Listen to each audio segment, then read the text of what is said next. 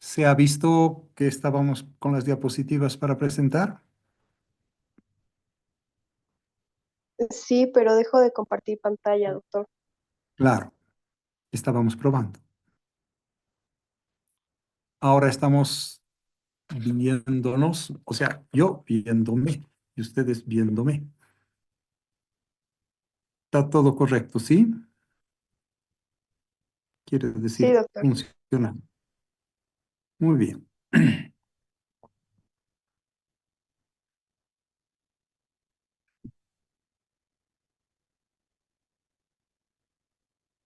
Recording in progress.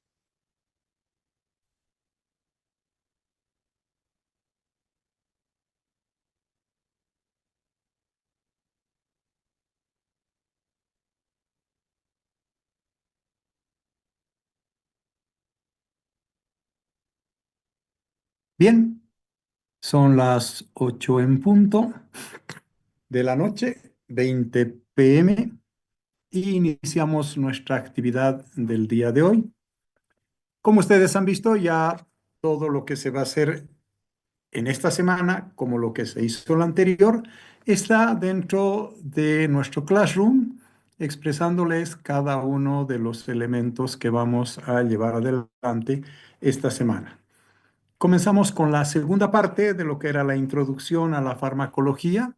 La primera parte ya la hicimos el día miércoles y el día jueves después del carnaval y ahora después de nuestro festejo carnavalero también de el cuando Cochabamba cierra el carnaval a nivel del país, por lo tanto el curso de cursos o el curso de la integración nacional o el curso de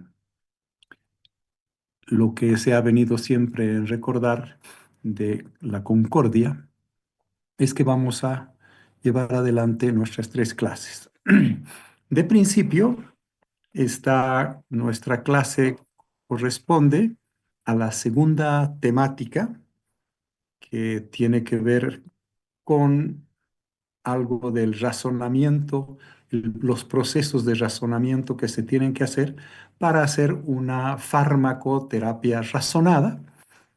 Luego vamos a empezar a hacer lo que viene a, a llamarse la aplicación de la farmacoterapia razonada.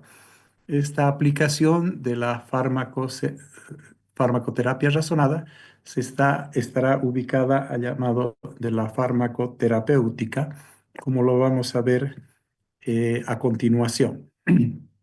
Hoy día, por lo tanto, vamos a comenzar en lo que es la parte de la farmacoterapia razonada para que se entienda un poco lo que corresponde a cómo se tiene que hacer el pensamiento clínico para aplicarlo a la parte farmacológica y esta aplicación se lleve al razonamiento correspondiente para poder hacer un acto terapéutico, porque ya habíamos dicho conceptualmente que el acto terapéutico es aquel acto en el cual nosotros lo que hacemos es trabajar con el paciente, no necesariamente con solo el fármaco, sino el fármaco aplicado al paciente, le llamamos en general terapéutica.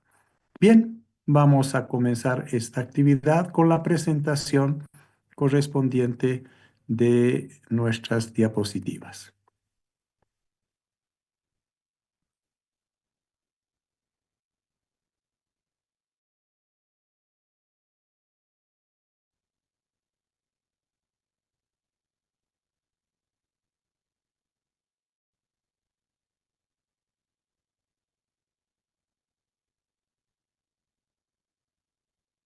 Bien, damos, por lo tanto, inicio a todo el grupo de diapositivas referentes al tema que estamos llevando adelante.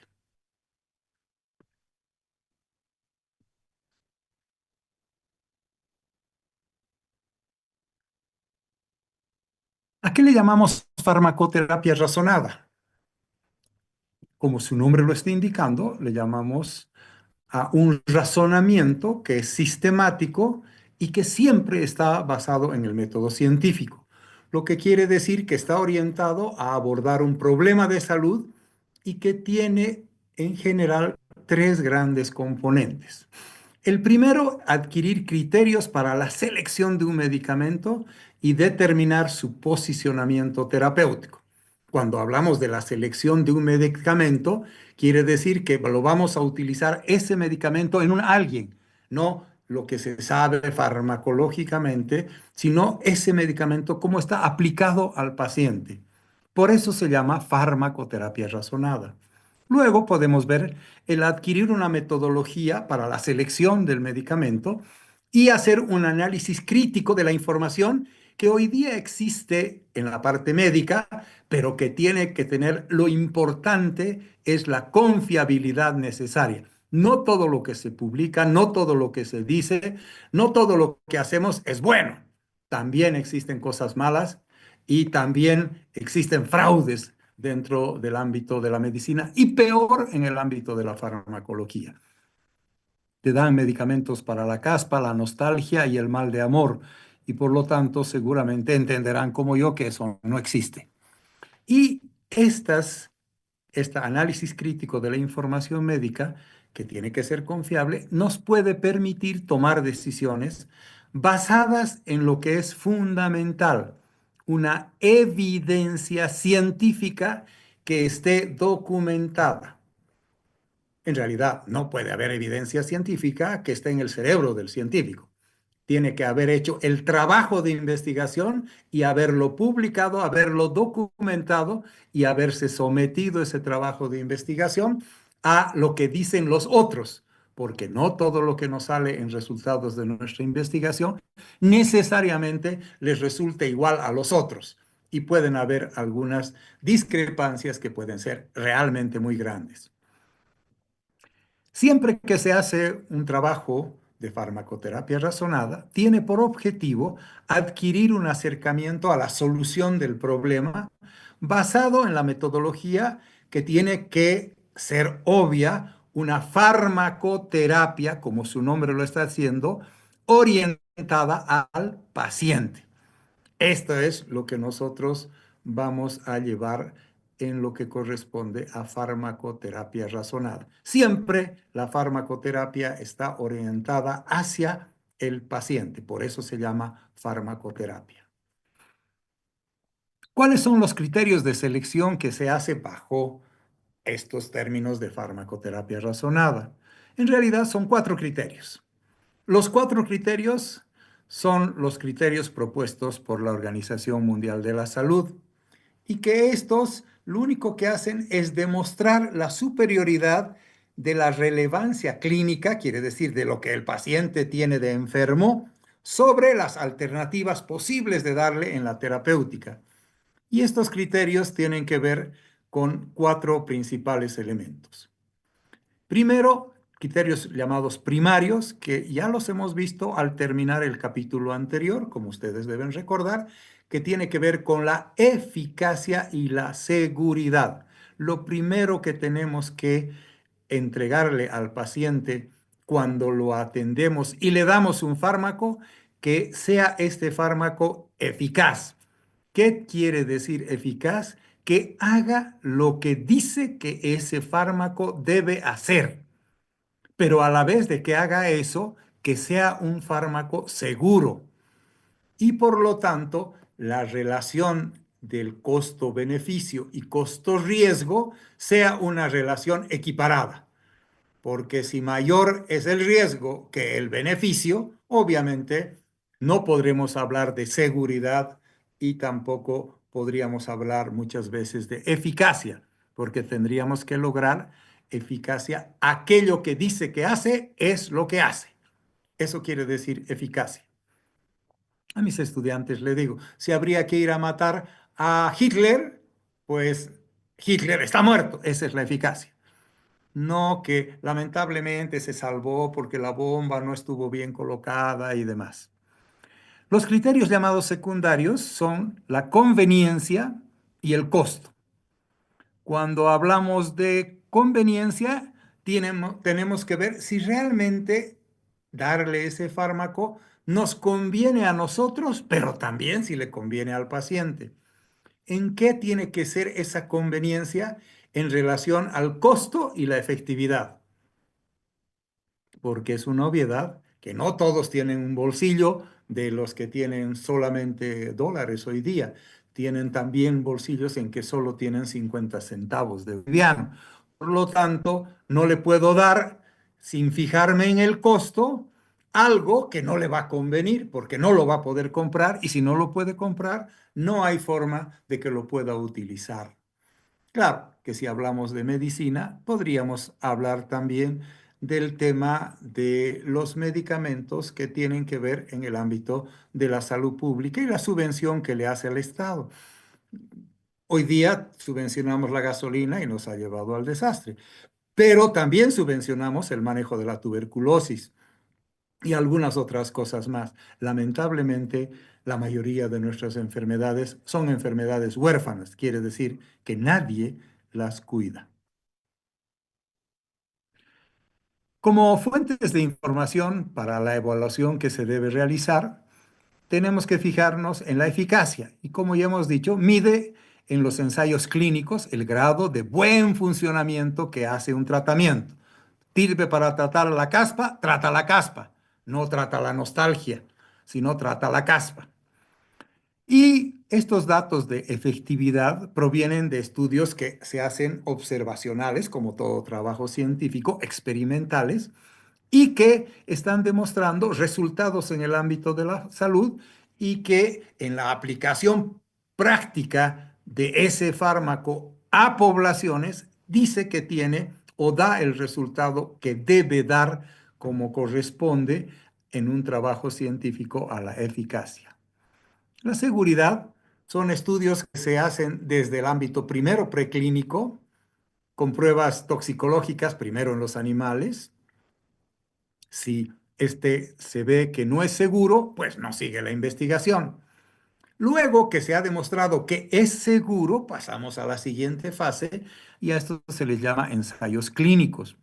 Y lo que se ve en general ya no son los efectos tóxicos, sino los efectos adversos que habitualmente aparecen dentro de las variables de las acciones farmacológicas y los efectos farmacológicos que se tienen. Luego de esto, una vez que ha entrado porque ha sido aceptado por la Food Drug Administration o cualquier entidad regional que diga que ese fármaco ha sido estudiado y no tiene conflictos de ser comercializado. ¿Qué quiere decir de ser comercializado? Que puede venderse y por lo tanto, como cualquier problema de venta, tiene que estar sometido a controles de calidad. Y cuando sometemos un fármaco a controles de calidad, hablamos de la farmacovigilancia. Y por lo tanto, lo que se hace es tener estudios que sean de observación de que sí están haciendo los efectos, o miren, estos otros efectos adversos habían, o miren, está pasando esto y los pacientes, en vez de estar mejorando, algunos están empeorando. O en vez de haber producido solamente, por ejemplo,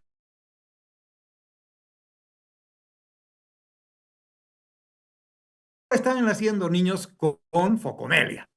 En ese caso, hemos aplicado el seguimiento post-comercialización, gracias a Dios, se dio tiempo a cuenta la gente, los científicos de eso. Luego hablamos de la conveniencia, que aseguran que mejora y que por lo tanto, si mejora, va a tener adherencia el paciente al tratamiento o más bien el paciente va a tener problemas de adherencia. Adherencia significa sigue las órdenes médicas y las instrucciones que le has dado. Se ha adherido a eso, quiere decir, está unido. Eso es una adherencia. Y por lo tanto, tiene sí mucha importancia en la relevancia clínica. Ahí vamos a saber si realmente el paciente ha tomado, porque por no haber tomado, probablemente no va a tener sus efectos y por lo tanto podríamos estar errados en nuestra investigación. Y por último, el costo es la información sobre los precios que se tienen de los fármacos para adquirirlos, ya sea dentro del ámbito de la área pública o ya sea dentro del ámbito de la área comercial. Y por eso tenemos fármacos que pueden ser, todos tienen el mismo nombre genérico, pero estos que entran en el área comercial tienen el nombre comercial, o los otros que son fármacos que la Organización Mundial de la Salud nos ha expresado, nos ha dicho que también pueden llamarse a estos genéricos, y estos genéricos son los que van a ayudar en que no estás pagando la patente del costo. Y por último, los estudios farmacoeconómicos, que tiene mucho que ver con el fármaco que está en el momento de que ya ha madurado, que está entrando a la vejez y se quita la la patente, y por lo tanto va a tener problemas económicos y va a terminar seguramente el fármaco muriéndose. Todo esto ya lo hemos explicado con anterioridad. Ahora vamos a ver, cuando seleccionamos un medicamento, no solo lo tenemos que seleccionar por el conflicto del fármaco, quiere decir, si el fármaco se aplica o no se aplica a una enfermedad en general. En este caso estamos hablando de que no es si se aplica o no a una enfermedad, es un antihipertensivo, le puedo dar un hipertenso. Pero ese hipertenso puede tener una edad, puede tener un sexo, puede tener un peso, puede tener características genéticas totalmente diferentes que otro que está a su lado y que también es hipertenso. Por lo tanto, no es el mismo medicamento que le voy a dar, y por lo tanto tengo que darme cuenta de la eficacia y la efectividad. Luego vamos a hablar de la seguridad nuevamente, conveniencia y costo.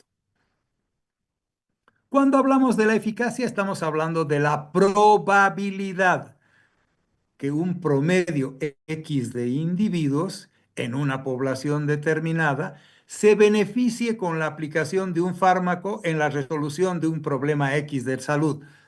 Mata por ejemplo, al Vibrio cólera, pero lo está haciendo en condiciones ideales, y estas condiciones son las que están ideales. No todos los pacientes van a reaccionar igual, idealmente. Por lo tanto, tenemos que pasar de la eficacia, hace lo que dijo que tenía que hacer, a la llamada efectividad. Cuando hablamos de la efectividad, es la probabilidad que un individuo, no promedio de individuos de una población que no está determinada, indeterminada, se beneficie de la aplicación de un fármaco en la resolución de cualquier problema de salud. Acabamos de hablar del cólera, bajo condiciones reales. En la eficacia son condiciones ideales, en la efectividad condiciones reales, y obviamente que estas sean comprobadas por parte del personal de salud cuando aplica un fármaco a un paciente X. Para saber el grado de evidencia, para demostrar la eficacia, se puede recomendar sobre todo si este fármaco se puede dar o no se puede dar, o sirve o no sirve en la práctica clínica, en el laboratorio, en el tubo de ensayo, en la caja de Petri. Puede servir, pero probablemente no necesariamente se cumpla eso en porcentajes elevados o en porcentajes aceptables. Para eso manejamos lo que se llama claramente el grado de evidencia. ¿Qué hace el grado de evidencia? Maneja la medicina clínica y por lo tanto hace recomendaciones y te expresa los niveles de evidencia que hay. Cuando hablamos de recomendaciones, los llamamos por números. Por ejemplo, el número recomendación 1, recomendación 2, recomendación 2A, 2B y 3. ¿Qué significa recomendación 1 cuando ponemos recomendación 1? La evidencia existe y o acuerdo general de que un determinado tratamiento o proceder es beneficioso, útil y efectivo. Por lo tanto, está indicado versus está recomendado. Cuando existe evidencia, dos, es que existen discordancias. Discordancias y divergencias sobre si verdaderamente es útil o si verdaderamente es eficaz. Pero puede ser que haya una evidencia 2A, que quiere decir que la mayoría de la evidencia está a favor de que es útil y que es eficaz. Pero puede ser la evidencia tipo 2B, la recomendación, y por lo tanto no está tan claro que esté bien establecida. Por ejemplo, voy a poner si el chuchusmuti sirve o no para tratar, por ejemplo, la desnutrición infantil. Decimos que sí porque tiene aminoácidos X y demás, pero si no se ha investigado, no se está seguro. Pero claro, vemos que si utilizamos el chuchu smoothie, seguramente los niños van a mejorar en su peso, pero no sabemos si es estrictamente por eso o porque ya los estamos tratando o los estamos cuidando mejor y no por el chuchu smoothie. Entonces, la evidencia B no está tan bien definida, su utilidad y su eficacia. La evidencia 3 es una evidencia o acuerdo general de un determinado tratamiento precedente que no es beneficioso y que no es efectivo. Por ejemplo, el polvo de ojos de víbora para que veas mejor, como te hacen los pacos en la cancha. Por lo tanto, en esos casos, no solamente hay que fijarse si sirve o no sirve para lo que dice que sirve, sino qué efectos podría producirle malos, adversos, tóxicos. Y si a una persona que tiene un problema del ojo le empezamos a dar polvo de ojos de víbora para que se mejore de sus ojos, podría ser que estemos perdiendo la oportunidad de tratarlo oportunamente y tratarlo bien. Y por lo tanto también estamos haciendo daño. A esa es una recomendación 3. Quiere decir, si aparece un producto que tiene recomendación 3, no le hagas caso porque probablemente no sirve. Y pacpacos dentro de la medicina, farmacias, pacpacas dentro de la medicina, laboratorios, todo existen como en todas partes del mundo.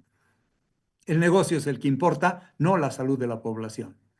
Por lo tanto, hablamos también de evidencias. Lo primero hemos hecho son recomendaciones, pero también hablamos de evidencias. Y se dice evidencia A cuando la información que tenemos está producida por gran cantidad de estudios clínicos que además están realizados randomizados, quiere decir que no han sido hechos como de corriente, como de común, como si fuera una costumbre, no. Randomizados quiere decir en el nivel científico con variables que han sido verdaderamente tomadas y diferentemente estudiadas en diferentes ambientes.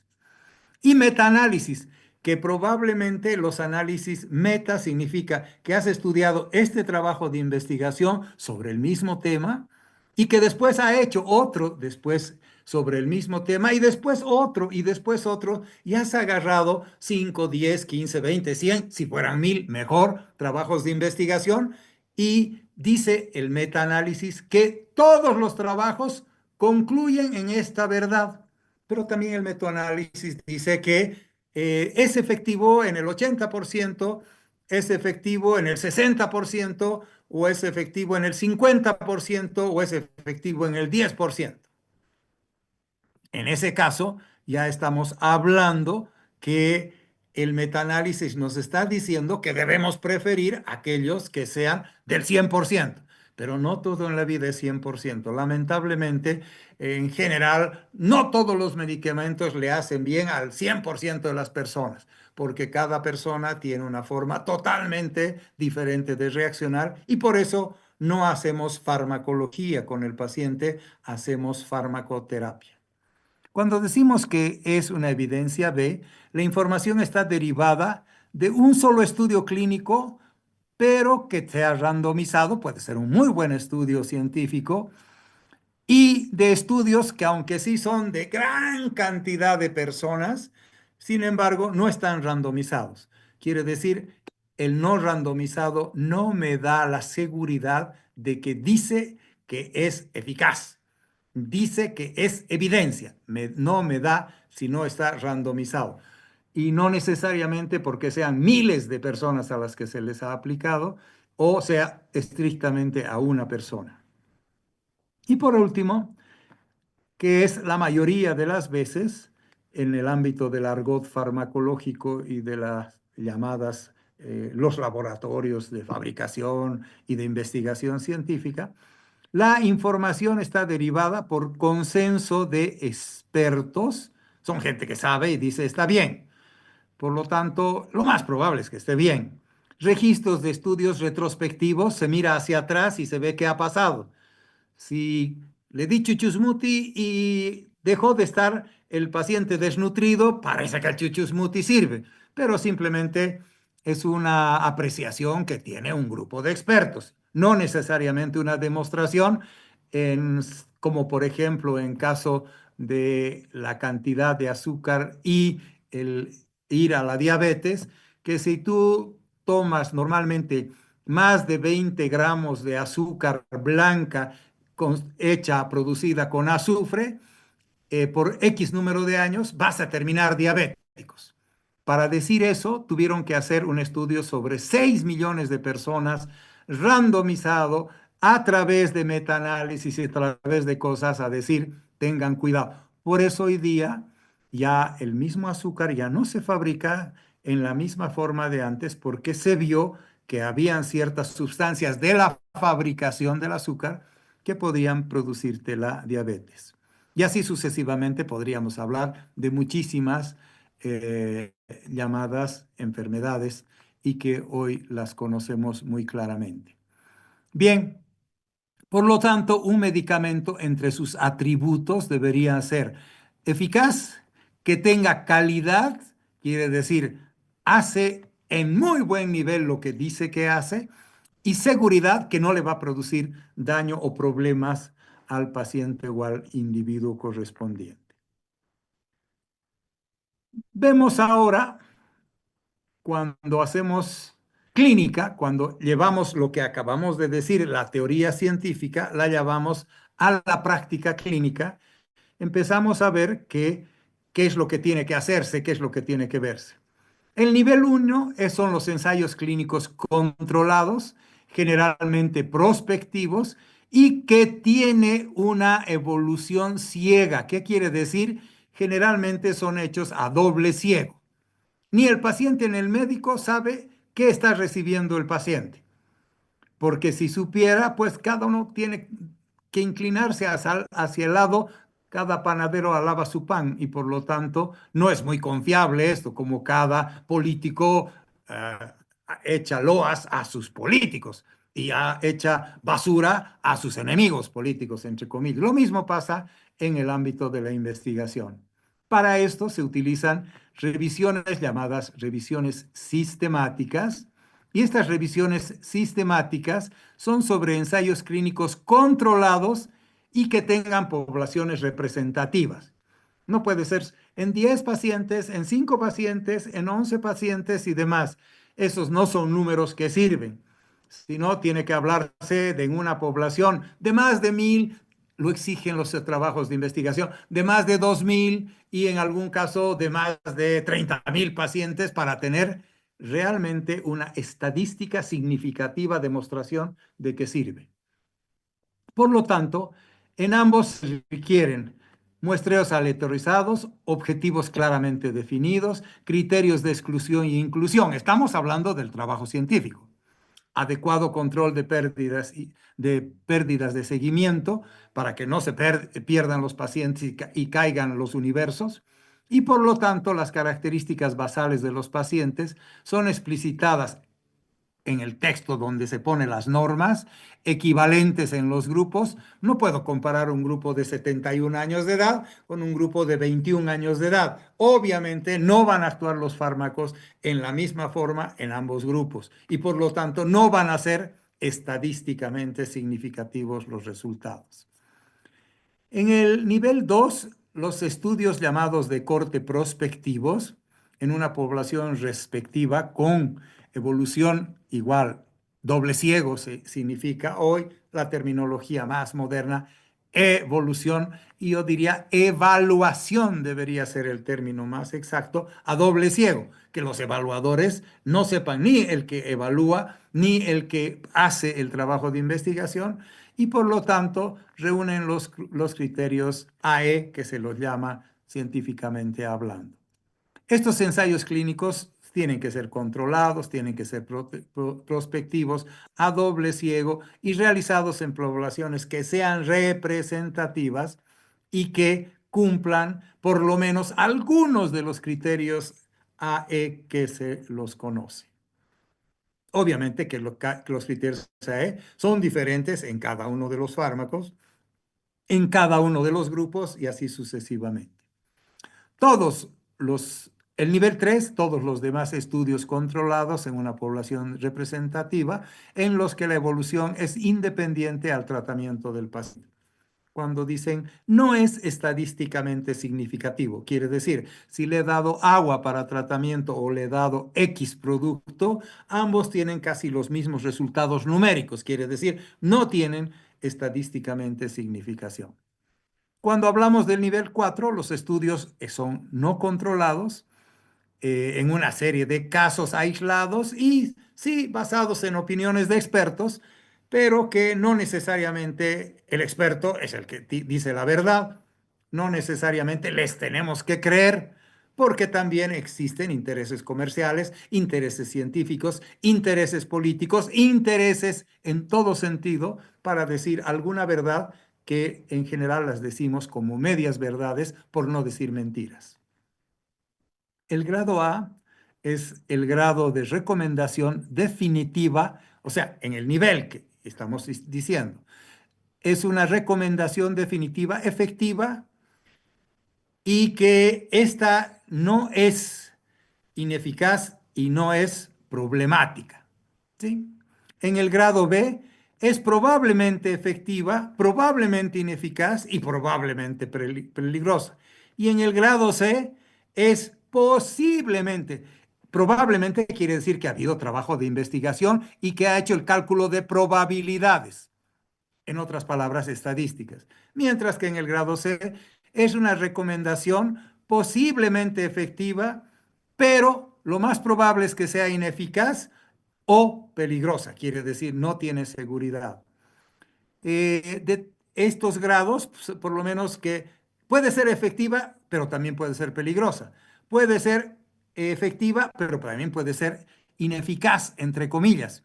Pero en ese caso, lo que nosotros hacemos, tenemos que ver que por lo menos dos estudios que se hayan dado sobre ese producto estén en el nivel 3.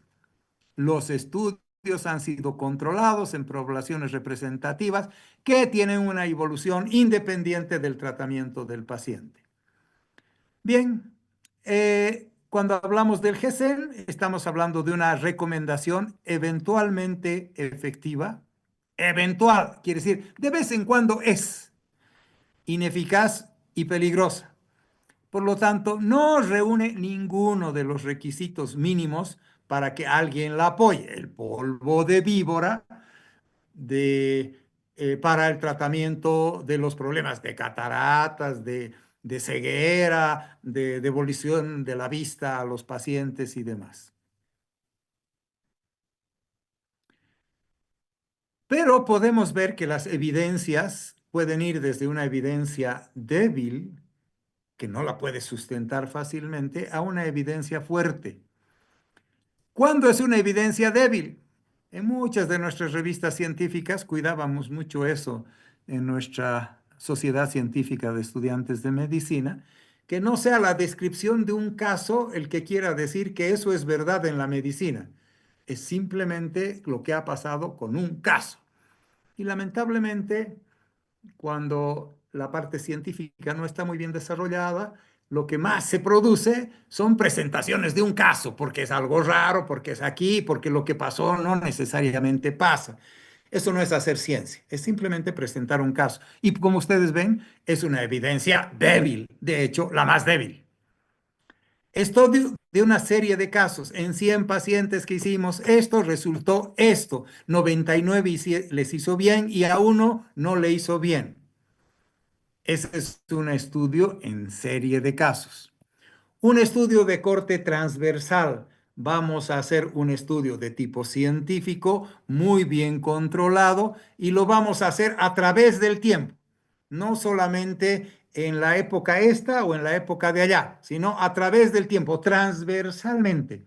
O también transversalmente a diferentes patologías. O también transversalmente a diferentes, por ejemplo, tipo de pacientes o tipo de enfermedades. Los estudios de caso, que también son estudios controles, quiere decir, estamos estudiando el caso, hemos sacado conclusiones del caso y ahora vamos a seguir el trabajo de investigación y vamos a hacer controles sobre los mismos temas, sobre los mismos elementos de juicio, sobre los mismos objetivos, los mismos procedimientos y demás, controles. Y me resulta que sí me dan los mismos resultados o me dan resultados en el 90%, resultados en estadísticamente significativo. En ese caso, ya la evidencia no es tan débil, ya está empezando, como ustedes ven, a convertirse eso en un gradito más, se convierte en estudios de corte. Corte quiere decir de tiempos. En este momento se hace el corte. Y cuando empezamos a tener estudios, además de corte, en ese momento empieza a ser la parte más débil de la fuerte, de la evidencia fuerte. Ensayos clínicos no controlados y ensayos clínicos controlados de forma aleatoria. En ese caso hablamos de evidencia que realmente es fuerte. Entonces, todas estas graditas son importantes conocerlas para a veces no dejarse embaucar por publicaciones que aparecen en revistas científicas que no son más que evidencias débiles, pero que, bueno, por las influencias muchas veces salen dentro de las revistas científicas. No todo en esta vida es limpio. Cuando nosotros evaluamos como siguiente paso la eficacia y la efectividad, lo que hacemos es trabajar con ensayos clínicos que están disponibles para que tengamos una indicación de utilización del fármaco en un problema clínico que pueda ser evaluado. Porque si no se puede saber los resultados, hagamos una suposición. ¿Cuánto tiempo vive el que está quemado en el 100%? ¿Se puede imaginar? No sabemos, porque puede ser que la mayor parte de las veces vivan un día, 2 días, 3 días. ¿Y qué diferencia existe entre un día, 2 días y 3 días de vida? Es si por lo menos se ha mantenido vivo el individuo, ¿no es cierto? Pero sí sabemos que obviamente si un paciente tiene más del 80% de que está quemado su cuerpo, y se ha atingido la aspiración de los gases, del calor, todo eso, a organismos vitales, pues lamentablemente no va a poder sobrevivir. En ese caso, no puedo hacer un ensayo clínico con resultados que sean correctos, sino van a dar resultados totalmente diferentes porque depende de las características propias del paciente. Luego se habla de revisiones sistemáticas que han sido publicadas. Esto es hoy en este mundo, gracias a la informática, a la computación, gracias a todo lo que se hace, se llaman trials en la parte del inglés, y estas revisiones sistemáticas publicadas y sus conclusiones es la comparación de qué le está pasando en los chinos, qué le está pasando en los gringos, qué le está pasando en los bolivianos, qué le está pasando en los australianos. Eso, se juntan esos datos y se puede saber si, pucha, este fármaco realmente, por ejemplo, algún fármaco que los haga dormir, los hace dormir a los chinos, a los australianos, los hace dormir y duerme. Entonces quiere decir que es un fármaco al cual tienes que empezarle a tener altísima confianza, tiene tremenda efectividad y si no le produces efectos demasiado serios, no los mata, en ese caso todavía es seguro. Y si algún efecto colateral aparece, que después, no sé, durmió, pero al día siguiente no puede el individuo despertarse fácilmente. Es un efecto adverso. Pero si se ha estudiado en todos y ha dado resultado, quiere decir que va a ser algo muy bueno. Eso es lo que hoy día se hace. Se reúnen todos los que sean comparativamente posibles, todos los trabajos de investigación, los mete a la computadora y los miles de resultados y variables que pueden aparecer, la computadora los puede manejar muy bien porque para eso se hizo el sistema informático.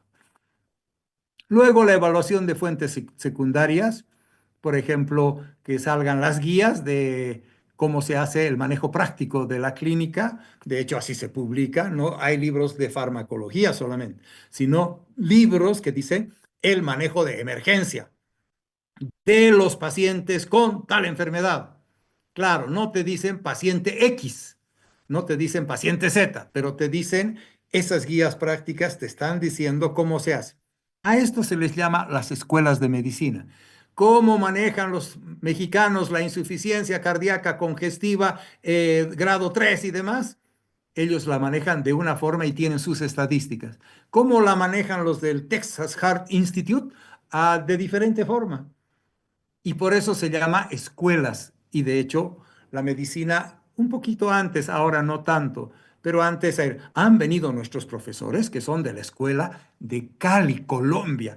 Han venido nuestros profesores que son de la escuela de México y sobre todo de la Seguridad Social México, de los hospitales de la Seguridad México. Entonces, eso decía que te habían formado muy bien y por lo tanto estaban apegados a una escuela. Claro, es un problema cuando a un país llegan todas las escuelas. ¿Quién tiene la razón? Y esos son los problemas de nuestros procesos de educación hoy en nuestra Facultad de Medicina. Las evaluaciones previas por organismos que sean totalmente independientes. Verán la diferencia. En el otro caso son dependientes de la escuela que hicieron, pero hay organismos que son totalmente independientes. No tienen, no se venden, no hacen pacto con nadie.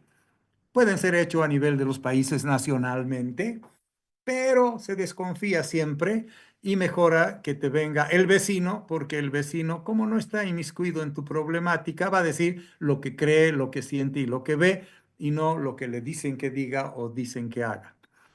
Por último, tenemos las llamadas opiniones de expertos y otras fuentes de información que pueden haber. Por ejemplo, reunión, congreso de Callahuayas, a ver qué dicen, ¿no ve? Y a veces sirve, por si acaso, porque muchas de las cosas que hacen los Callahuayas sí sirven. Y no hay que creer que esa medicina llamada medicina costumbrista, esa medicina de los que no han sido formados en las facultades de medicina, no funciona. Y si no, veamos la medicina de los chinos, la medicina de los hindúes, la medicina de otras generaciones, de otros mundos que tienen historias de miles de años haciendo medicina. La seguridad, ¿cómo la eh, podemos entender desde los criterios de selección de un medicamento? Dicen que para muestra basta un botón. ¿Será que alguien lo está salvando a ese señor? ¿Será que este señor se estaba ahogando? Porque si se estaba ahogando era un vaso de agua, ¿no es cierto? ¿O será que este señor es un enanito y el otro es un grandote de 2 metros y por lo tanto parece que el agua le llega a su cintura?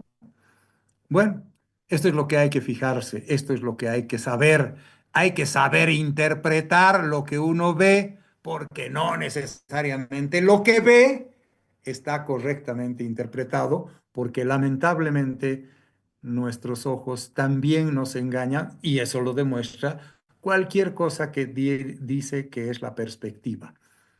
Por lo tanto, es bueno que entendamos que hay cosas que no siempre son lo que parecen, como lo que está queriendo demostrar esta diapositiva. Pero si hablamos de seguridad, todos los fármacos pueden tener efectos negativos.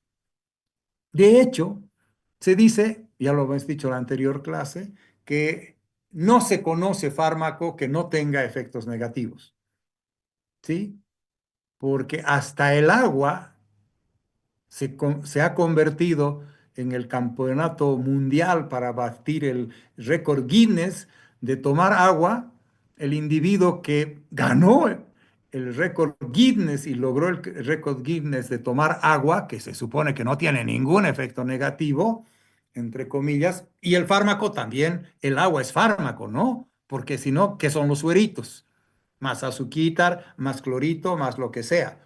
Entonces, el fármaco no existe que sea totalmente inocuo, también producen problemas. Ese señor que ganó el récord Guinness, al ir a recibir su título de récord Guinness, que pasan unos días porque además se controla obviamente la parte de la ciencia, la parte de lo verdaderamente legislado, ese señor se murió porque el agua lo mató. De hecho, hizo lo que todos los médicos conocemos, intoxicación por agua. ¿Cómo se permitió hacer eso en el mundo? No puedo creerlo yo normalmente, pero así se hizo. El récord Guinness de tomar agua resultó la vida, la muerte de una persona por intoxicación, conocida en la medicina llamada hídrica. Todos tienen algunos efectos nocivos que deben sopesarse antes que comercializarse. Los récords seguramente se hacen también para comercializarse, para comprobar si la balanza de los beneficios y de los riesgos están claros y a qué lugar el plato de la balanza de la justicia se va a inclinar, hacia un lado o hacia el otro lado. Obviamente que en el caso del récord Guinness de tomar agua se inclinó hacia el lado obvio, que es el peor lado. Costó la vida de alguien. La seguridad de un medicamento se persigue en todas sus fases, en todo lo que es investigación, en todos los niveles, desde que se comienza el desarrollo, como lo han visto ustedes, fase 1, hasta que se termina con la patente. Y las pruebas se hacen con animales, con personas, y después de la comercialización se sigue investigando. Pero también a las compañías les interesa esto de la comercialización y seguir investigando, porque hay fármacos que aparecieron para ciertas enfermedades, pero con su uso, y no son poquitos, por si acaso, lo van a estudiar en los libros de fármaco, y no son pocos los que los empezaron a estudiar, por ejemplo, como antihipertensivos, y terminaron excelentes antimicrobianos. Y es una obviedad, claro, cuando investigaban, no estaban investigando qué hacía con los microbios, investigaban qué hacía con el paciente. Pero cuando se empezó a utilizar y hubieron médicos acuciosos que se dieron cuenta de algo, se dieron cuenta que, mira qué raro, este paciente tenía tal cosa, le estamos dando este medicamento porque también está enfermo de esto y esto se ha curado. En este caso se daban cuenta que tiene suertes, que la comercialización y la farmacovigilancia también les trae beneficios, porque obviamente se va a empezar a vender a más pacientes, lo que antes no se usaba, hoy día se usa. Uno de los ejemplos más típicos, claro que también ha sido problematizado, es el utilizar algunos fármacos que han sido para el tratamiento de las amebas, utilizarlos como disuasivos de los alcohólicos. Pero claro, no sé, claro que son disuasivos, pero también una forma de disuadirlos es que los mató. Así es que no creo que sea buena disuasión. Matar al que está alcohólico, matarlo para que no siga chupando. Bueno, algunos serían felices. Un proceso que se lleva a cabo durante mucho tiempo y cuyo objetivo final es producir un fármaco que sea siempre de calidad, que sea eficaz y que sea seguro. No está con mala intención colocado el seguro con letras más pequeñitas, menos negrillas y demás, ¿no ve? Quiere decir que lo importante es que el fármaco en seguridad no sea solo que tenga seguridad, sino que sea de calidad y que sea eficaz. Porque puede ser seguro, quiere decir, no lo mata al paciente, pero tampoco lo cura. Por eso hay que tener muy bien ubicado los conceptos y ser coherentes y no simplemente lógicos en algunas cosas. En seguridad desarrollamos un medicamento y para eso es un trabajo, como ustedes saben, de 10 a 20 años de tratar desde el momento que se lo descubre hasta que se comercializa y en general se pueden tener que probar de una sustancia hasta 10.000 componentes que tienen y que son llevados al mercado. Y dos son las etapas más importantes que deben superarse para que un compuesto pueda estar autorizado. La primera etapa, la preclínica, que ya la hemos visto, la investigación y el desarrollo, en la que se comprueba que la sustancia funciona, que es segura, pero solamente se le investiga en animales, para los animales, y no todo se lo puede traspolar a los seres humanos. Una etapa clínica, una vez que se ha superado la anterior, en las pruebas que se hacen las personas que son voluntarias, suele ser la parte más larga, entre comillas, y que también tarda de 2 a 10 años, la aplicación clínica. Cuando hablamos de farmacovigilancia, recuerden ustedes, estamos haciendo la fase 4, que se llama vigilar post-comercialización. El producto ya ha sido aprobado y ha sido lanzado al mercado. Pero también se empieza a poner a prueba porque cuando se lo ha estudiado, no se ha estudiado en todas las edades, en todas las poblaciones, en todas las condiciones, ni los factores desencadenantes y los factores que sean terapéuticos. No, simplemente en cierto grupo de población. Y en general se busca una población más o menos interesante. Son personas que estén alrededor de los 21 años, que pesen alrededor de 70 kilos, y así sucesivamente ciertas condiciones de esos grupos poblacionales. Pero cuando se los comercializa, los reciben los que tienen 21, los que tienen 20, los de 19, 18, 16 probablemente, y los que tienen 100 también. Por lo tanto, ahí se va viendo el verdadero efecto. Sería imposible para una casa comercial hacer todo ese trabajo porque económicamente no habría producto farmacológico que podría resistir semejante embate en el ámbito de la economía. Farmacovigilancia se preocupa de la detección, la valoración, el conocimiento, prevención de los efectos adversos o cualquier otro problema que se hubiera presentado en relación con el fármaco. Los problemas más frecuentes relacionados con los fármacos se refieren al uso inadecuado, sobredosis, dependencia, ya vamos a ver, ineficacia, interacciones con otros fármacos, alimentos y reacciones adversas.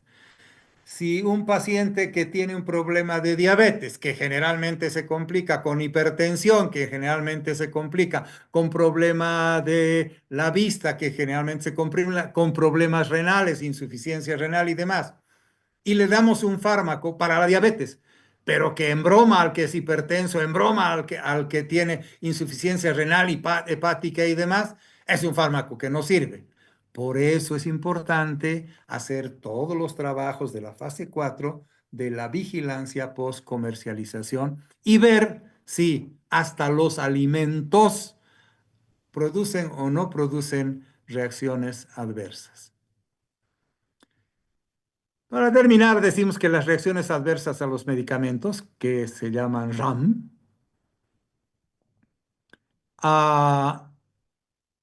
se refieren a las reacciones obviamente adversas, perjudiciales e inesperadas. Y a estos medicamentos, siempre para hacer que sean inesperadas y perjudiciales, no es a dosis altas van a ser tóxicas y van a ser mortales, es a dosis habituales y que se puedan usar con fines terapéuticos. En ese caso, también se discute el problema de la seguridad. Hablamos del RAM cuando figuran entre las 10 causas principales de muerte en todo el mundo. Por si acaso, quiere decir que son los fármacos las que producen de todo el mundo. Entre las 10 primeras causas de mortalidad está el uso de los fármacos. Si digo el uso, ni siquiera he expresado la palabra mal uso. El uso de los fármacos ya es una de las causas más altas de mortalidad en el mundo. Imagínense si los que los prescriben, los que hacen, los que las recetan en general, los que utilizan los fármacos, no saben nada sobre farmacología. Imagínense lo que pasa. Y bueno, los que ayer estuvieron en alguna actividad como hemos tenido, entre comillas, con mis grupos de prácticas, se han dado cuenta que casi todos los médicos hoy día hablamos que sabemos cada día menos de ciertas cosas. Y como yo digo, un médico mal formado y que no sabe farmacología es un asesino en potencia. Y son los que altísimos niveles de negligencia médica van ejerciendo y por lo tanto de alto peligro para la salud en nuestro país. No lo digo yo solo, gracias a Dios lo han dicho otras personas. Al prescribir un medicamento, ¿conoces verdaderamente su seguridad? Y aquí está como claramente, ¿no? Sus orejas no parecen ser de normal, sus antenitas no parecen ser de vinil y el señor de al otro lado que tiene cara de médico, ¿no es cierto? Y dice, si usted recuerda, hice mención a posibles efectos adversos. Si no sabe nada sobre el medicamento, ¿qué se va a acordar siquiera de los efectos adversos si no sabe para qué se utiliza? Y por eso le da 10, 15, 20, 30 medicamentos en una receta, porque le da para la caspa la nostalgia y algunas veces hasta para el mal de amor les da. Seguridad. Cuando hablamos que un fármaco es seguro, generalmente después que este fármaco ha sido utilizado por millones de personas. Imagínense, entre 88,000 a 139,000 personas de Estados Unidos, gringuitos estadounidenses, donde se dice que se hace la mejor medicina. No la creo, pero sí se hace algo de buena medicina. Sufrieron infartos de miocardio y ACVs, accidentes cerebrovasculares, por recibir un fármaco que se popularizó, fue famosísimo el fármaco que se llamó Rofecoxib. Y la primera cosa que dicen, ¿y qué hacía la Food Drug Administration?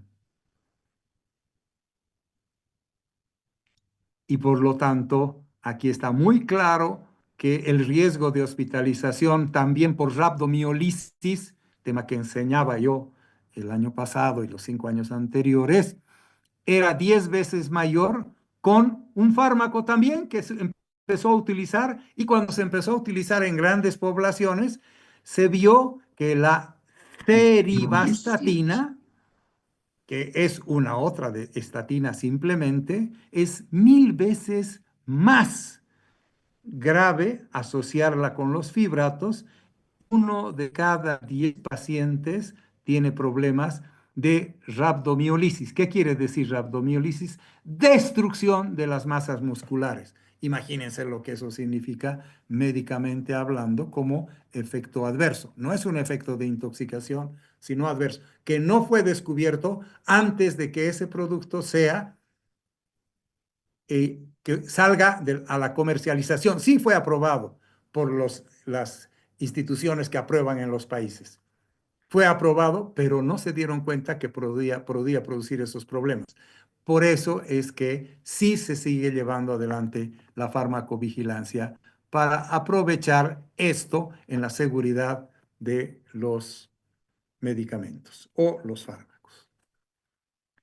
Para evaluar la seguridad, una vez que se ha descubierto los problemas, lo que se hacen es estudios preclínicos para no tener más de eso, pero siguen habiendo, ensayos clínicos y sobre todo la farmacovigilancia, que es lo que habíamos expresado. En conocimientos de la seguridad, podemos ver nosotros que hay la autorización de las agencias evaluadoras que tienen que trabajar en base a ensayos clínicos.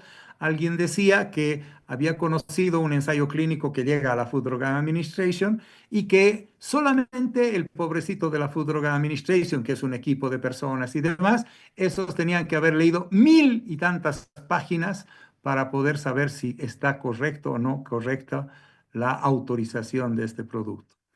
En el caso de la postcomercialización, hay que hacer estudios post-autorización, hay que ver y notificar, se pide las notificaciones espontáneas, que no tengas que pedirle, y eso crea las llamadas alertas.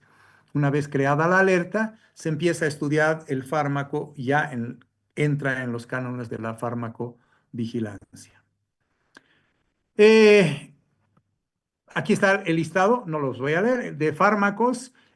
el año de aprobación y el año de retirada del fármaco. Verán que algunos han estado matando gente, problematizando gente por muchísimos años, otros no tantos y últimamente menos, ¿no es cierto?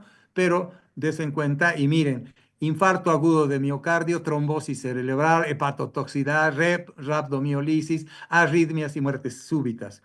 Y este medicamentito era para tratar la úlcera, entre comillas. Bien, aquí están para que ustedes los puedan leer, estudiar y demás, recordándoles que no estamos haciendo farmacología especial ni clínica, estamos haciendo general, pero hay que entender que la fenazopiridina, la fenolcaleína, la furazolidina, la nitrofurana, todos ellos tienen sus problemas y aquí están descritos todos y cada uno de los problemas que no los vamos a el que tiene interés vea y se dé cuenta que realmente habían habido hartos fármacos muy famosos, muy utilizados, que habían sido altamente problemáticos. Probablemente el interés era más comercial que el interés sobre la salud, entre comillas. Imagínense la cantidad hasta el momento, ejemplo de retirada de los fármacos con todas las características. Bien, ¿qué criterios de seguridad damos para la selección del medicamento o del fármaco en el problema de la farmacoterapéutica? Primero, de la incidencia de los problemas que producen los de la RAM, la gravedad de esos problemas, el tiempo que se los ha comercializado y el beneficio-riesgo comparado con otra mejor alternativa. Si no tienes otra alternativa, todos sabemos que hay muchos fármacos que se los utiliza como oncológicos, antioncológicos, y sabemos que esos fármacos también matan, pero el cáncer también te va a matar. Entonces es entre la espada y la pared, ¿cuál prefieres? Bueno, se le pide, por eso está el consentimiento informado, que también lo vamos a ver, se le pide al paciente que, habiendo sido enfermado, él determine si quiere o no quiere estar dentro de esa investigación, recibir este o no este otro medicamento. Para eso están los estudios científicos. Los beneficios riesgos, y hemos dicho, todo beneficio es la expresión de un juicio de valor, no es solamente un número, es un juicio de valor que te dice si es mejor, te beneficia o más bien te produce riesgos. ¿Dónde está el límite de si es beneficioso o es riesgoso? Si hay pacientes que le son a 100% beneficiosos, el mismo producto, en la misma dosis, el paciente con la misma edad, el mismo edad, todas las características iguales, y hay otros grupos que les es problemático, altamente riesgoso, o los mata o los deja con problemas. Por lo tanto, no está muy fácil para los médicos, ni para la farmacología, ni para la ciencia determinar con exactitud cuál es el término medio. La conveniencia, que tiene que ver con qué tipo de medicamento le voy a dar en la clasificación que existe y las acciones que ejercen a nivel de los organismos, de las personas en particular. ¿Cuál es la conveniencia entonces? El conjunto de propiedades que facilitan el cumplimiento de los tratamientos, las características del medicamento relacionadas con la administración, la cantidad, la posología, la dosis, quiere decir, la disponibilidad, la aceptabilidad del paciente o incluso la aceptabilidad por el médico y los servicios de la farmacia. O sea, muchas veces sucede que los médicos son los que dejan de utilizar los fármacos. Y si los médicos dejan de utilizar el fármaco, la farmacia no compra más porque sabe que no los va a vender y no se va a clavar con un fármaco. Por eso se habla de la conveniencia. A veces los fármacos desaparecen por conveniencias comerciales, otras veces porque los médicos no le hicieron caso a la propaganda y otras veces porque no le sirvió al paciente. Entonces, verán que la conveniencia tiene demasiadas aristas, demasiados puntos de vista y no es muy fácil de manejar. Por lo tanto, la adecuación de la selección son características particulares que el paciente lo determina y por eso nosotros lo escogemos para hacerle la farmacoterapéutica razonada. La realiza el médico en el momento de hacer la prescripción y obvio, cada vez que se hace prescripción, ya vamos a ver que se maneja el medicamento P, como lo hemos visto en la parte conceptual, y existen muchas circunstancias en el paciente que pueden ser modificadoras del medicamento P. Contraindicaciones, no se puede dar este fármaco si este paciente tiene esta otra enfermedad. Interacciones, si le das esto a este paciente que tiene problemas de coagulación, lo vas a matar porque se va a desangrar, porque este fármaco, además de su efecto farmacológico, produce alteraciones de la coagulación. Y así sucesivamente, cientos de problemas. Por eso es que la farmacología no es fácil en ninguna parte del mundo. Ya no repito lo que decía todos los años porque al final y al cabo es un problema de no decir siempre lo que es verdad, sino a veces también decir algunas cosas sin atacar a otros. Y bueno, mis estudiantes y todo el mundo saben lo que digo. Dificultades para la administración del fármaco, si todos vienen, estos productos de este producto farmacéutico vienen en supositorios, mm, no sé qué poblaciones van a querer usarla, pero va a haber mucha población que no va a querer usarla, como lo van a ver en la parte de farmacocinética. Necesidades de reducción de la dosis, insuficiencias renales o hepáticas, y los dos peores, el embarazo y la lactancia, que hacen que no sean convenientes el uso, porque aunque en muchos casos no se ha estudiado ni en la lactancia ni en el embarazo, se presupone que no le van a hacer bien, por lo tanto, no le des porque nadie quisiera tener problemas con los productos del embarazo o los niños en lactancia. Los aspectos que influyen en la aceptabilidad para el paciente se expresa por la adherencia a un plan terapéutico, ya hemos dicho la vía de administración, la forma terapéutica, la cantidad de la posología, si tiene que tomar a la 1 de la mañana, a las 2 de la mañana, a las 3 de la mañana, a las 4 de la mañana, a las 5 de la mañana, cada hora tiene que tomar el fármaco, posología, dosis, seguro que no lo va a querer comprar porque nadie se despierta todas las horas para tomar un fármaco. Duración del tratamiento, por eso la vida media de los fármacos. Se prefiere obviamente aquello que tienes que tomar 2 veces al día, pero si tienes que tomar 6 veces al día, no va a ser uno de los que tenga adherencia y por lo tanto comercialmente y así sucesivamente. Todo se junta en el ámbito de la farmacología. No sucede eso en otras ciencias ni en otro tipo de enfermedades. El manejo del dispositivo de la administración, si es en jeringas, si es una tabletita, si es en parches, como lo he explicado en la anterior clase. Condiciones del almacenamiento, si tienen que estar totalmente refrigerados, tararara, ¿será posible eso entre los hospitales que ni refrigerador tienen en el campo? Y la necesidad de monitorización, la llamada manejo de la farmacocinética y parámetros bioquímicos hablan de la aceptabilidad por el paciente hacia el fármaco. Criterios de selección primarios y secundarios, ya los hemos visto, eficacia, seguridad versus conveniencia y costo. Obviamente, los criterios, por eso se llaman secundarios, no son los más importantes, pero pueden adquirir importancia cuando se pone en el balance la eficacia y la seguridad en las diferentes alternativas que se tienen. Por eso aparece el concepto de fármaco P o medicamento P. ¿Cuáles son las fichas de información? Obviamente la ficha técnica de las características del producto. Ustedes saben todo lo que viene dentro de una cajita y lleno ahí de toda la información. Alguna vez decimos no es todo tan verdad ni todo tan mentira y a veces trae muchos problemas porque ni siquiera leen las páginas web. Yo digo, molesto por algunas cosas, que van a estar leyendo los prospectos de los fármacos, entre comillas, así se llaman, prospectos. Estudios de adherencia que se hace, a ver cuánto se adhiere el paciente si cambiamos su farmacocinética. En vez de darlo 6 veces al día, lo puedo dar una vez al día. Habrá adherencia y obvio, tiene que estudiarse si es posible porque puede haber no eficacia, pero sí adherencia, como hemos dicho, por lo menos 2 criterios. Entonces, y encuestas de preferencia de los pacientes por los diferentes medicamentos. Bien. Está muy claro que ya vamos a ver que el NNT y el NNH no existen.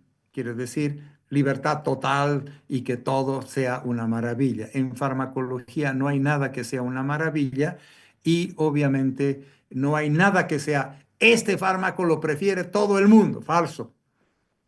Otros prefieren otro fármaco, otros médicos otro y otros todo. Por lo tanto, la conveniencia es uno de los conflictos. A nivel hospitalario, obviamente, si lo tiene que administrar la enfermera, si la necesidad es intravenosa, la poca importancia que le damos dentro del hospital, que le des cada hora, no tiene mucha importancia, porque la gente está, pero en una familia darle cada hora es una problemática. Importancia del tiempo que tiene que estar pasando el surito, eso se llama la infusión intravenosa, y los bajos y estrechos controles que el médico puede hacer en lo que es la relevancia de las interacciones. A veces ni se dan cuenta que el paciente está con interacción. Recuerdo bien algunos de los pacientes que traté cuando era interno y que no me di cuenta, el paciente estaba con diarrea y yo creí pues, que le estaba produciendo algo que le daban de comer la diarrea y no me di cuenta que la digital era la que le estaba produciendo la diarrea. Y la digital fue lo que lo mató al paciente, pero yo no me di cuenta. Claro, era estudiante de medicina, interno, pero si hubiera sido mejor formado en ciertos ámbitos de la medicina y sobre todo en la farmacología, más suspicaz en ver al paciente y demás, tal vez porque dicen que una vez que tiene el paciente diarrea, que sea efecto de la digital, ya no hay nada más que pedir que se compre un cajón. Y así sucesivamente, todo lo que haces en el ámbito ambulatorio, la ventaja de la vía oral, las dosis que sean únicas, el cumplimiento terapéutico, la adherencia, el manejo que sea sencillo de los dispositivos para colocarlos y el control de las interacciones en los tratamientos son algo importante. La situación ideal es aquella en que el medicamento presenta superioridad frente al resto de todas las otras alternativas. Por lo tanto, tiene eficacia, seguridad y conveniencia y el menor costo. ¿Existirá ese medicamento? Nadie sabe, ¿no? Aquí la figurita dice, tienes que darle en el clavo y por eso ese es el signo más importante. Eso es lo correcto. Hay que darle en el clavo. Lamentablemente, no siempre como médicos podemos lograr ese darle, entre comillas, en el clavo. Las ventajas en la adecuación que se tiene que hacer constantemente con la utilidad terapéutica de un cierto medicamento, a veces se traduce en beneficios de efectividad, otros en de seguridad, otros en los casos que sean beneficiosos, pero que sea para un subgrupo de pacientes. No es bueno para todos, no es bueno para este otro, pero sí es para este. También ayuda y puedes decir, esto, como dice la figurita, es lo que sirve, lo que funciona. Y por último, el costo. Como ustedes verán, aquí hay cientos de ejemplos que ustedes los van a ir pudiendo ver de los costos. Claro que por si acaso esto no es la última palabra, ¿no? Han cambiado la economía de este mundo. Si se trata del país, estamos peor todavía porque el dólar estaba a, digamos, 7 y hoy día está a 12, 14, no sé, pero por ahí. Entonces, nada de estos costos. Pero siempre va a decir que el costo es uno de los problemas más serios. Y algunos grupos de fármacos siempre van a ser más costosos. ¿Quiénes son los más costosos? Los comerciales. Obviamente tienen que pagar la patente. Pero es importante que también, ¿quiénes tienen los más costosos? Los países más ricos. Nosotros los re pobres manejamos medicamentos costosos. No. Pero es importante tener cierto grupo de medicamentos. No importa el costo porque salva la vida y la vida no tiene precio. Sí, también es cierto. Por lo tanto, hay que fijarse en el costo para el tratamiento. La evaluación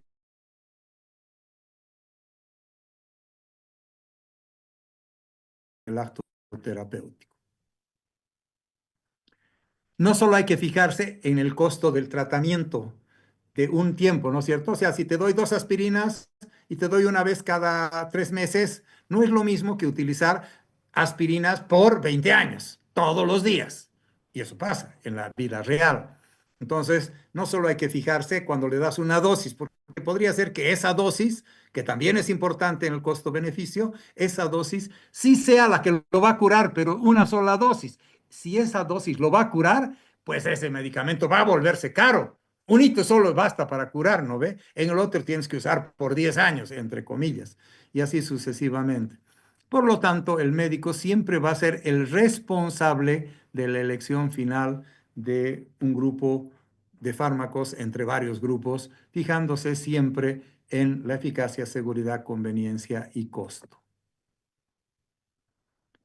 Eh, Como está muy claro, siempre va a ser cada día, y yo lo he dicho al comenzar las clases, en la clase de introducción, que para mi gusto todavía lo seguimos haciendo mal. Ya el año pasado me quejé de la farmacogenómica, este año hay farmacogenómica. Este año me he quejado nuevamente de que no aprendemos farmacoeconomía y si no aprendemos farmacoeconomía no sabemos un rábano de los costos y nunca vamos a entrar dentro de ese parámetro de la evaluación que tiene que ver con la adherencia del paciente. Y por lo tanto hay que reducir el número de personas que reciben en forma inapropiada el tratamiento y aumentan los beneficios y aumentar los beneficios obtenidos por la población. Hoy día funcionamos por la propaganda médica, por lo que nos dicen los visitadores y no porque lo que dice la farmacología o las revistas de medicina de calidad y de nivel. Aquí tienen costos. Este es de mi ámbito, de la farmacología, de la gastroenterología. Entonces, verán qué cuesta el omeprazol y cuántos recetan omeprazol, cuántos recetan esomeprazol, cuántos recetan lansoprazol, pantoprazol y demás. Miren lo que significa en la parte europea, en la parte de los dólares, Gringolandia y demás. Y miren, claro que los datos, como digo, son del 2006, cuando se estudiaba en esta parte de los costos. eh, si el 90% de todo lo que son de estos medicamentos inhibidores de la bomba de protones, que no son el omeprazol, se cambiarían a omeprazol, ¿sí? El ahorro anual, el ahorro anual sería de 4 millones de euros, 4.782.544 euros. O sea, serían enormes los ahorros, pero no le interesan nada, porque además los farmacéuticos no te invitarían a congresos, no te darían regalitos y demás cosas. Lo mismo pasa con las estatinas, tema que he manejado durante todos estos tiempos y que hoy día lo manejo yo por cuestiones también de salud. Y son ¿qué horas son, compañeros?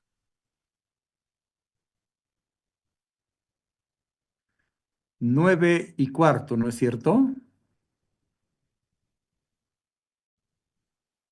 No se oye, padre. ¿Son las 9:15 o no? doctor. Sí, Ajá, doctor. ajá. ¿Y qué habíamos dicho?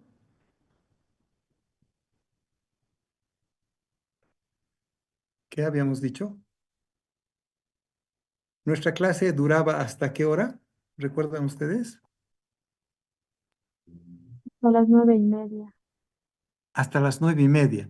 Pero habíamos dicho que este año, porque me han sorprendido, y esta tarde, tío, de hecho, ¿saben a qué hora llegué a mi casa de dar mis prácticas? Yo debía haber terminado a 7:15. Y he llegado a mi casa a las 8:15 en punto, porque mis estudiantes no me dejaban salir mientras no les respondiera a todas las preguntas que tenían. Como ha pasado el otro día. Brian, tú estabas, ¿no? En el curso. Bueno, saliste un poco antes. Me tuve que quedar, ¿no? Te saliste cuando ya se terminó la clase. Entonces, mm, hay 15 minutos para que puedan preguntar lo que crean importante sobre todo lo que hemos hablado.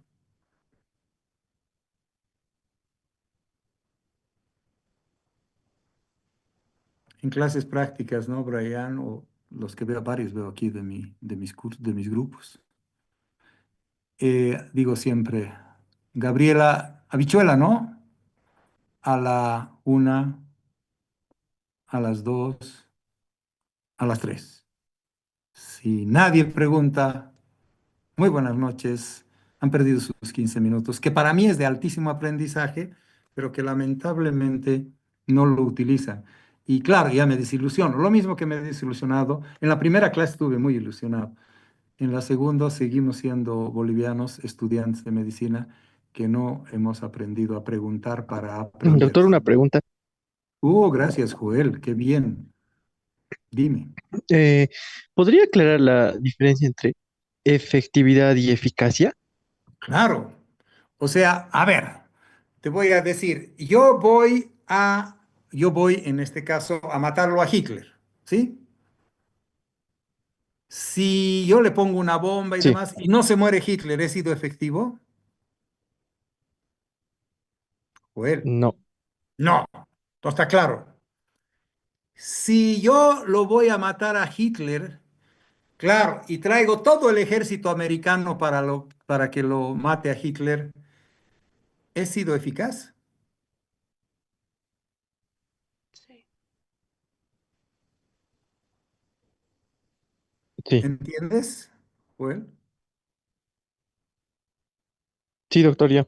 Sí, lo. ¿cuál ha sido la diferencia? ¿Qué ha diferenciado entre yo voy y le pongo una bomba y tal, o voy y lo traigo todo el ejército americano para que lo haga?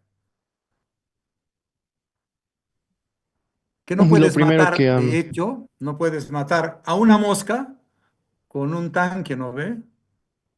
Porque el sí, costo-beneficio, la eficacia, la efectividad, obviamente están relacionados totalmente la efectividad con hacerlo.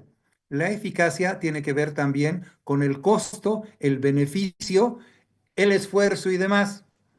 De hecho, hoy día en eficacia ya no se habla de eficacia, se habla de eficiencia. Una empresa, un país, una persona es más eficiente cuando hace lo mismo que la otra, más barato, en menos tiempo y la misma calidad. Ahora sí has entendido. sí, doctor. Tenía una pregunta Ahora sí. más que la anterior clase. Sí, La bibliografía para farmacogenómica, ¿nos podría dar alguna referencia? el libro de farmacología tiene un capítulo entero de farmacogenómica, ¿no te has dado cuenta? De hecho, en el ¿Alguna caso aparece otra, hace varias ediciones farmacogenómica. Fíjate, por favor, ¿qué ok, referencia mejor quieres? algún otro libro? En la realidad, yo soy katsuniano, ¿no? Y lo digo claramente. Obviamente, en las ediciones del Goodman Hillman, sí aparece también, ¿no? Pero no es uno de los temas que sea de actualidad más que el Katsun, que acaba de aparecer la 16ª edición, ¿no ve? Entonces, Sí. ¿el Katsun te parece mal? No entiendo. No, solo para tener otra Entras al bibliografía. internet, papito. Entra al internet. ¿No ve? Y si entras a inteligencia artificial, se llama AI o IA, te dará bastante información sobre eso. Uno de los desafíos, tratar de hacerlo, vas a ver, hoy día deberíamos aprender mucho más de la inteligencia a través de la inteligencia artificial, de cómo yo todo este tiempo en el número de X minutos que he hecho, tal vez no lo haga mejor que la inteligencia artificial. ¿O no crees? Sí, doctor, gracias. Imagínate de haber sido el primer vendedor de computadoras en este país, cuánto yo creo en la informática, ¿no ve? Doctor, Bien, buenas noches. Una pregunta. dime, Eh, Micaela. con el nivel 2 de evidencia y grados, nos dijo o mencionó que no cumple alguno de los criterios AIE. ¿Esos criterios de AIE son los mismos de grado de evidencia que están como 1, 2, 2A, 2B y No, 3? no, no, no, no, no. Ya vas a ver cuando hablemos de terapéutica de la otra forma, ya vas a ver que esos tienen diferentes aplicaciones. No se les pone una estructura, no se les dice o se les pone un nombre especial porque son totalmente diferentes. Tienen que ver, obviamente, con la terapéutica. Depende del paciente, ¿no ve? No puedes decir lo mismo del fármaco respecto a este paciente, a este. Este fármaco necesita toda una serie de diferencias y tus conocimientos lo mismo. Si tú no sabes la farmacocinética de un fármaco, podrás darle bien al paciente que es más gordito o al que es más flaquito o al que es más viejito o al que es más jovencito o al que es más altito o no. Claro que no, por la absorción Imposible, del... ¿no ve? A esos son los factores A y E. ¿Se Ya. entiende? Y Ya los vas a eso, ver, claro. Obviamente todavía no hemos entrado a esa parte, pero sí, claro, aparecen en los cuadros, por supuesto, pero todavía no hemos desarrollado todo eso. Todavía nos ya. falta 3 horas más de clases, entre comillas. Mañana, día miércoles, recuerden ustedes que a las 8:15, no como a hoy día a las 8 en punto, a las 8:15 comenzamos la clase y es solo una hora, ¿no es cierto? Y comenzamos 8:15 y terminamos 9 de la noche. En el caso de los días martes y jueves, comenzamos en la noche, 8 de la noche hasta las 9:30 de la noche.